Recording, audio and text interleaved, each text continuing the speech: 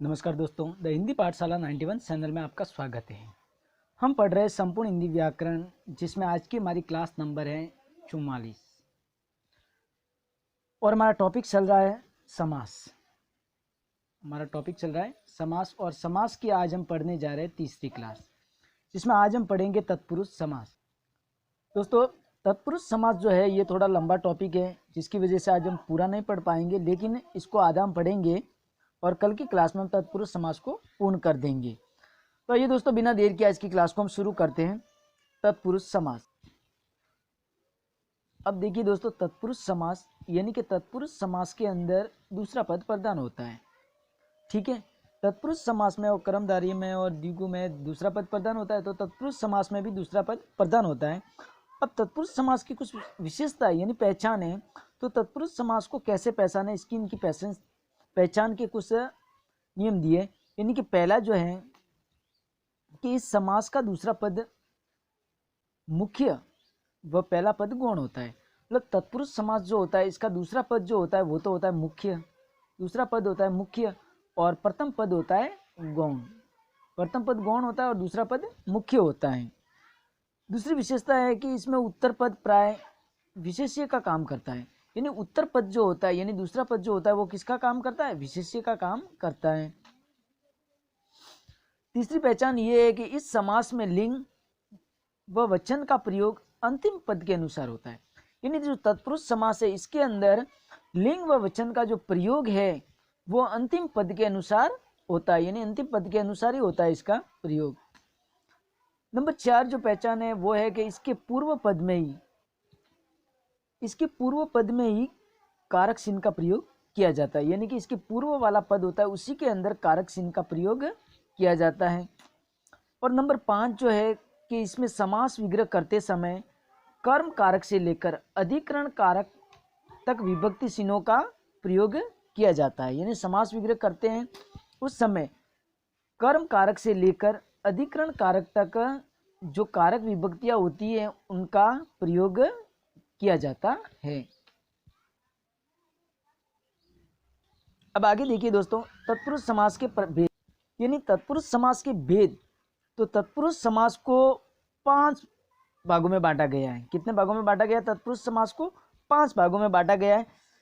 तो इस क्लास में हम आज इस 3 भेदों को हम पढ़ेंगे, बाकी ये 2 जो है इसको कल वाली क्लास में हम पढ़ेंगे।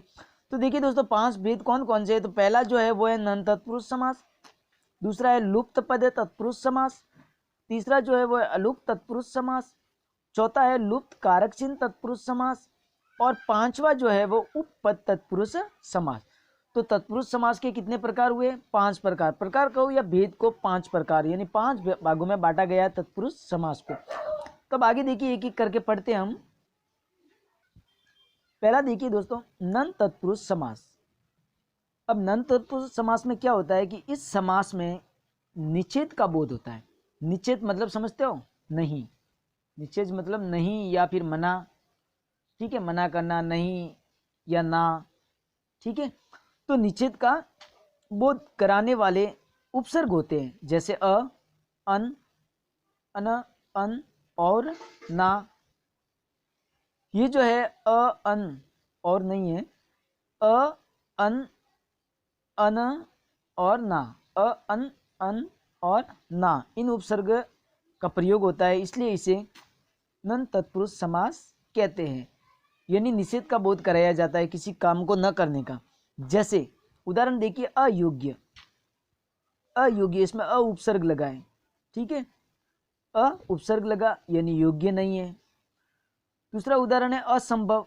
इसमें भी अ उपसर्ग है यानी संभव नहीं। ये नकारात्मक हो गए ना, निषेध हो गया। इसी प्रकार से असत्य यानी सत्य नहीं, अचेतन यानी चेतन नहीं। तो जो निषेध का बोध कराते हैं वो नन तत्पुरुष समास होता है। अब आगे देखिए दोस्तों, और उदाहरण है अनहोनी। अनहोनी, अब इसमें अन उपसर्ग है, अन उपसर्ग है।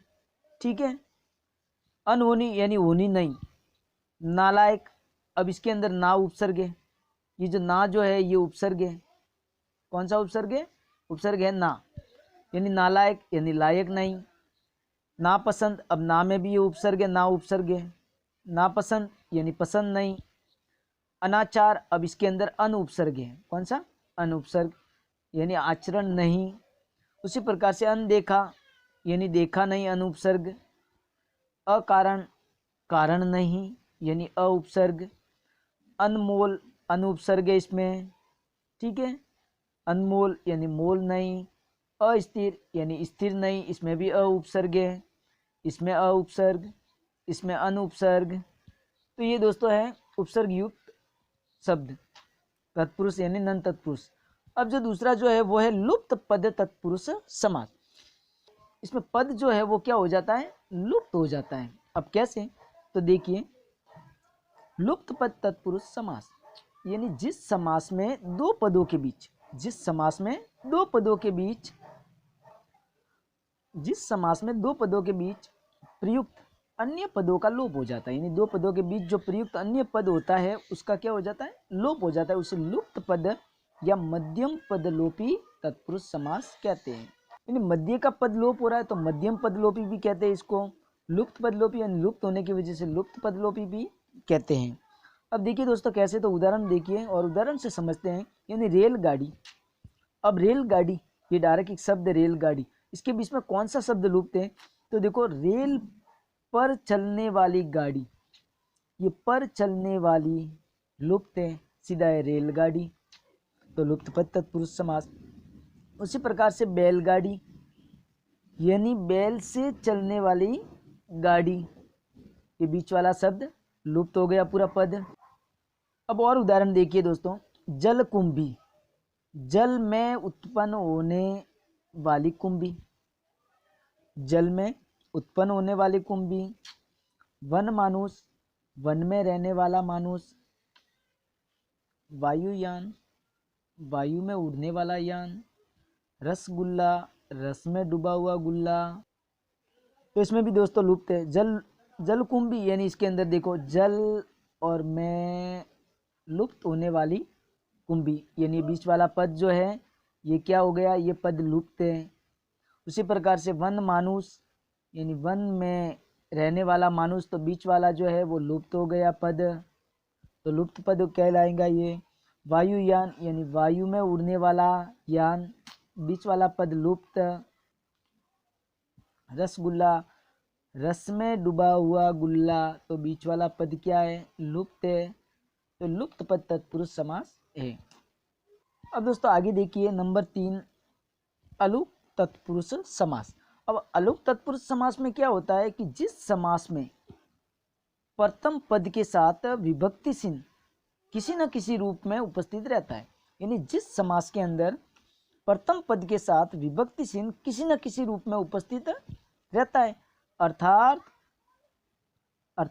प्रथम पद में संस्कृत की विभक्ति, अर्थात प्रथम पद में संस्कृत की विभक्ति के रूपों की तरह प्रयोग किया जाता है, इसे अलुक तत्पुरुष समास कहा जाता है।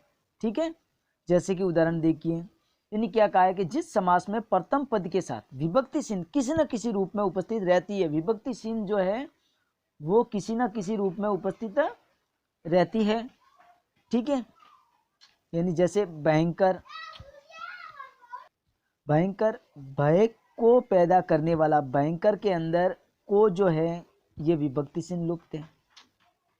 ठीक है, ये उपस्थित है भयंकर के अंदर, इसके अगर विस्तार करेंगे इसका विच्छेद, तो भय को पैदा करने वाला यानी को उपस्थित है इसके अंदर। उसी प्रकार से वसुंधरा, वसुओं को धारण करने वाली दरा, इसके अंदर भी को है विभक्ति चिन्ह। इसी प्रकार से आगे और उदाहरण देखिए, मृत्युंजय यानी मृत्यु को जीतने वाला, इसके अंदर भी को है विभक्ति चिन्ह। युधिष्ठिर, युद्ध में स्थिर रहने वाला, अब इसमें मैं विभक्ति चिन्ह उपस्थित है। उसी प्रकार से थानेदार, थाने का दार, इसके अंदर भी का है, तो इसके अंदर भी का विभक्ति चिन्ह है। पहरेदार में पहरे का दार यानी का उपस्थित है, इसमें भी कारक विभक्ति चिन्ह। तो दोस्तों आज की क्लास हम यहीं पर समाप्त करते हैं। कल जो है हम तत्पुरुष समास को पूरा कर देंगे, जो पीछे दो भेद रहे वो कल हम पढ़ेंगे। ठीक है दोस्तों, तुम्हारी वीडियो कैसी लगी, वीडियो को लाइक शेयर और हमारे चैनल को सब्सक्राइब करके हमें सपोर्ट करें। धन्यवाद।